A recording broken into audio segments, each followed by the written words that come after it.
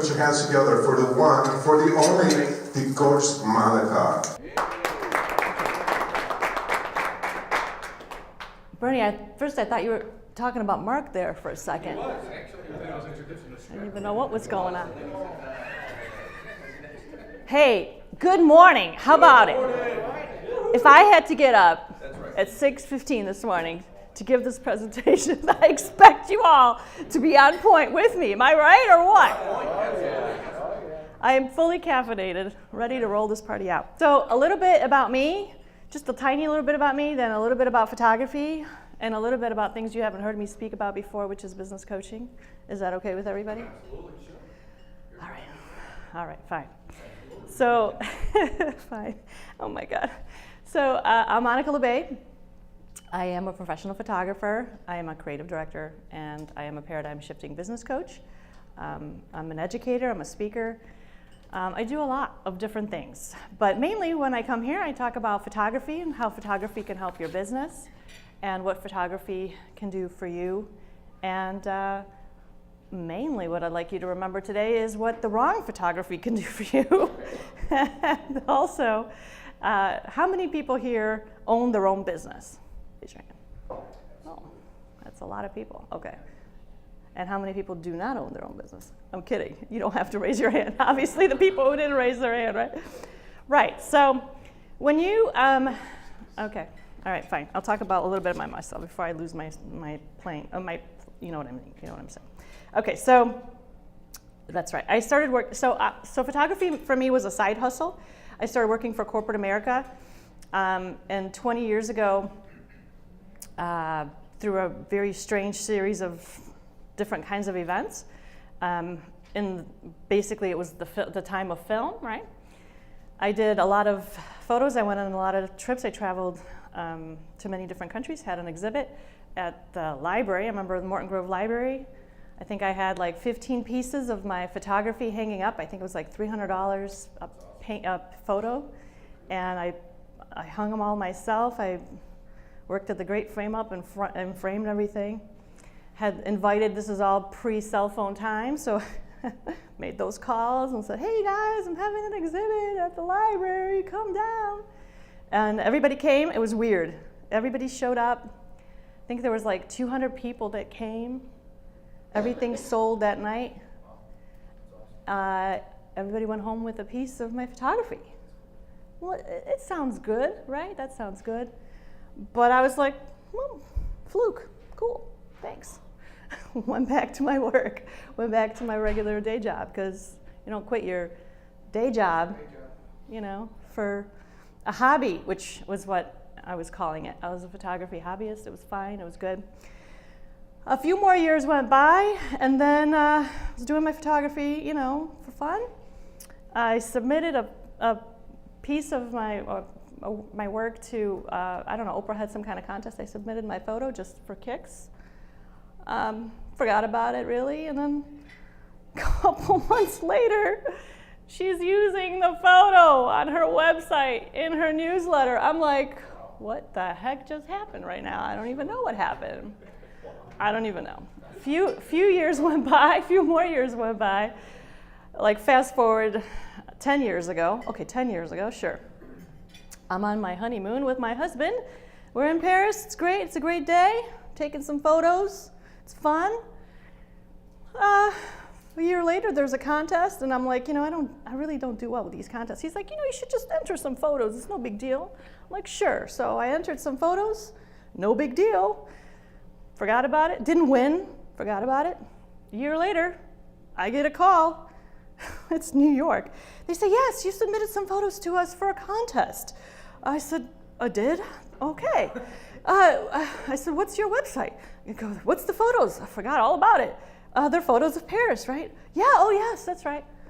Well, we're having an exhibit at the Louvre and we'd like to use them. Is that okay? Absolutely. Yes, that is okay. Please use them. Thank you very much. Will there be compensation? Do I have to show? Like, who cares? So then after that, I told my husband, I'm not entering any more contests. I'm done. I'm good. So then we had a laugh, and then he said, well, what are you going to do next? I said, it's obvious, isn't it? I'm going next step?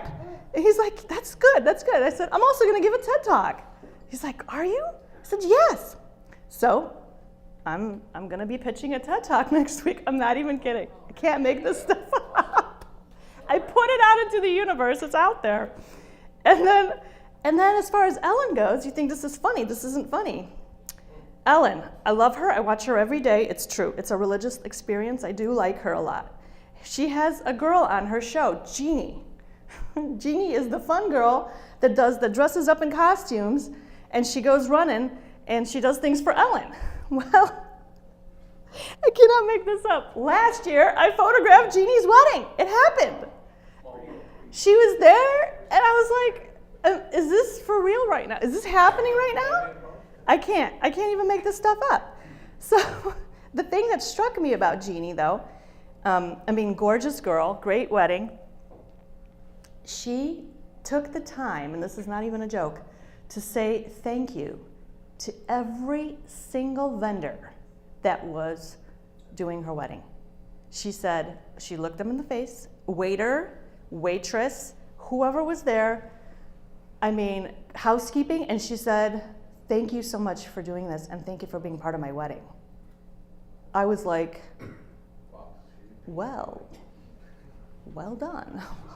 At first I was like, the first couple times I'm like, is this for real right now? And then at the end of the night, I'm crying and hugging this girl. I'm like, where are you? And I'm gonna come visit you for real because this is incredible. I've never seen this before. All right. So that's a little bit about me. I know you guys enjoyed it. All right. Totally ad-libbing. So now, okay, so how did this all come about that I quit my day job in corporate America and decided, screw this shit, I'm out, and did my own thing, right? So I was like, drop the papers. It happened because 10 years ago, what happened to our economy? I was like, oh my God, I have to let 300 people go. I had to let people go. They were, there was a lot of crying, a lot of oh my God, I don't know what I'm gonna do. What should I do now with my life? I'm like, I don't know. I gotta let you go. I'm sorry. I'm so sorry.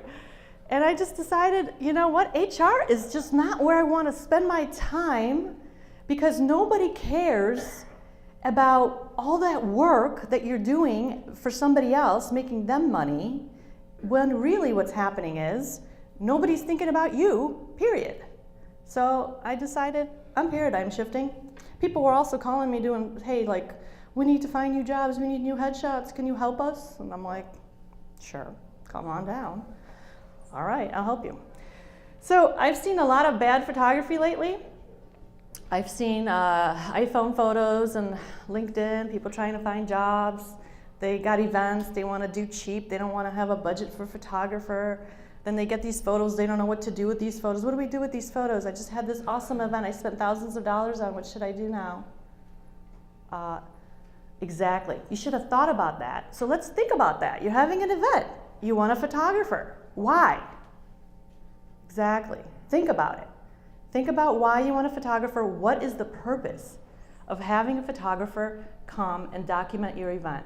You have to think of the long term of why before you actually hire somebody. Otherwise, you're wasting time and money, and you have no idea what you're going to do with these photos, and they sit on this jump drive or wherever on your computer, and they're totally useless.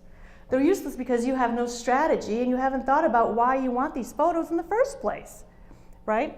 So if you want photos and you want them to be photos that actually represent your brand, elevate you, you need somebody who can help you, that you can talk through with, and that can help you figure out what kind of photography you're looking for.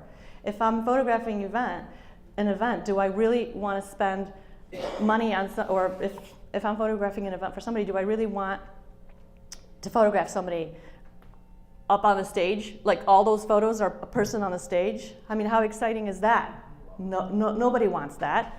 You want to see reactions of people. You want to see what people are doing. Are they laughing? Is it good? Is it engaging? Are speakers up there? Is there a good angle? Is the lighting good? Is the composition good? I mean, is this something that you're going to use in a marketing materials? Is this something that you're going to use for TV? Is this something that you're going to use on social media? Are you going to tag people? Are you going to talk to people? Right? Okay. as far as headshots go, bad lighting is bad lighting. You can't fix it. So you may save money, you may have a cheap headshot, but really you're making yourself look cheap. Let's not do that. You're better than that. I know you are, Pete. Just kidding. All right. I was looking at you. Okay, so the next thing is the coaching. So I've been coaching at 1871 for the last 3 years. It's in the Merchandise Mart. It's an incubator for tech companies and startups, and I also do one-on-one coaching. And what is this coaching that I'm doing? What's it all about? It's kind of looking at a whole 360 of your business and helping you to look at your business differently, helping you figure out where you're weak in your business, looking at sales strategies, looking at work-life balance perhaps. Perhaps you need to hire staff. Perhaps you're running out of time and you can't do everything yourself. As an entrepreneur, you're a one-man show or two-man show, sometimes three-man show. But are you actually effective? Is anything getting done in your business, or are you just bleeding money every month? Let's talk about it. It's a serious issue. So I help people look at their business. I help them solve issues within their business. And I kind of think of paradigm shifting like this. So you think of yourself right now as a 15-year-old. You're 15 years old. You like sports. Let's just pick basketball. You like basketball, it's great. Basketball is fun. Every day after school, you go to the basketball court. You're out there by yourself, dribbling. It's great. You're having fun. Months go by. Some kids come by. All right? You're playing with them. You're dribbling the ball. It's great. You guys, eventually you have a little team going. This is good, right? Are you following with me? Are you with me so far? All right? Great. Next thing you know, there's another team that comes by. You guys are playing. All you know is what you've been taught from yourself and the people around you, right? But one day, there's a guy there watching you play, and he says, "Hey, I'm from the Lakers. Would you like how about I give you some pointers in how you can be a better basketball player?" And you're like, "Yeah, sign me up." So he takes the time, he shows you some tricks, whatever. You're doing great. You keep going. You keep going. You keep going. Get this, though. You keep doing what he says, and a couple of years later, you get that scholarship to a college, and now your college is free. How about that? Who doesn't want that? Right? That is like business coaching, right? You can't do it alone, but if you have somebody comes alongside you and says, "Hey, we can help you go from here to there," okay, in a relatively short time, that's what we can do for you. I'm Monika LeBay. I own Creative M Studios, and also my business coaching is called From the Unicorn. Thank you very much. Yeah. Who has a question? Hi, Joe. What's up? Great presentation, by the way, Monika. Thank you. How long have you had your own business, and what do you love about it? So people. So I've had my business for 20 long and beautiful years, full-time for 10 years. What I love about it is that I get to do a variety of things for a variety of people. And what I really love about it is that I get to choose who I work with. I like to work with people in business coaching that are 100% committed to change. They're not 100% committed to change. Don't bother talking to me. I don't want to waste your time. Please find somebody else. If you are committed to change and you want something different for your business, please come talk to me. We can synergize and make your business great. As far as photography goes, I'm so very grateful and blessed that I get to work with amazing people that say to me, the things that I love to hear is, "Just do you." That's what they say. Just do you. I'm like, I love this job. Thank you, people, for the trust. It is so much trust. So that's what I love about it. And this one here too, Monika, for people that have a small business, and I really believe in small business too, why do people need a life coach? Can't they say, "Hey, I'm a big person, I can do this myself, I can work out here, work there"? What's the advantages of having a life coach over just. So I am absolutely not a life coach. I do not do life coaching in any way, shape, or form. What I do is business coaching, and my business coaching is all about helping you solve a problem in your business, aligning your personal values with your goals and your business goals, okay? That's what I help you achieve. So if you have a problem with your business, I help you figure out a solution that is manageable and will elevate your brand.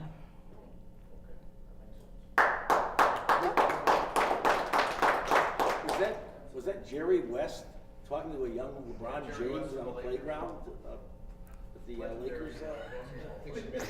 I think it was supposed to be you, Dick. You were supposed to put yourself in that place of that basketball player. Jeez. Yes. Did you capitalize anyhow the opportunity that you had your work at the Louvre Museum in France? Like, did you get anything? Did I get anything from did I capitalize on the fact that I've had my work in the Louvre? You know, I don't even like to talk about it. I mean, like literally, like some people know about it, that's fine. I don't come from that stock. My dad was a world cycling champion. He did that, and then he came to America and he didn't talk about it anymore. And that's kind of what he said, you know, like that happened already. That's his philosophy, like that happened. Now it's something else. And I just kind of feel like that happened. Yes, my work was featured in the Louvre, but I don't want to stay there. I want to move to the next thing, because looking back isn't helping me, right? So the next thing I want to do is I want to look forward. So like I said, what my thought is, like I want to be on the Ellen Show. That's great. If that happens, it's fantastic. Jeannie can help me maybe. I don't know. But the thing is, I don't talk. I have put it out there because that's true, that happened, but it's not something that I go, hey, my photos were in the Louvre, cool. Hey, because I feel like, so what? So like my photos were in the Louvre, but what's next? That's the way I like to think about it. Like what's next? Right? Well, and that's just my personal opinion. Yeah. I guess even though it happened in the past, you should still use it to your benefit and somehow capitalize on. Like when I read your bio, you know, in the email, I'm like, huh, this looks like cool. Like her work was at the Louvre, so she must be good. So. I don't know if that necessarily is true. Like most of my clients, they don't care. They want to know that I'm taking care of them, that I have their best interest at heart. That's the most important thing.